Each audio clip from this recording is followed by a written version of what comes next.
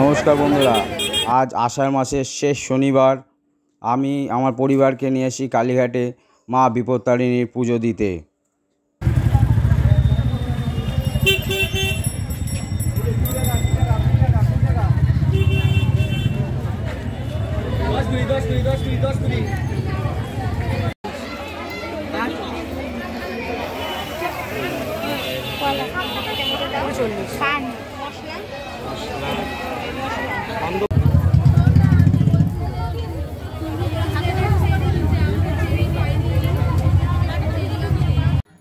পুজো দেওয়া হয়ে গেছে। আমার পরিবারের কল্যাণের সাথে সাথে আমার বন্ধু ইউটিউবার সব বন্ধুদের পরিবারের কল্যাণের, পৃথিবীর প্রত্যেক মানুষ সুস্থ থাকার কামনা করি, তার পুজো দিলাম।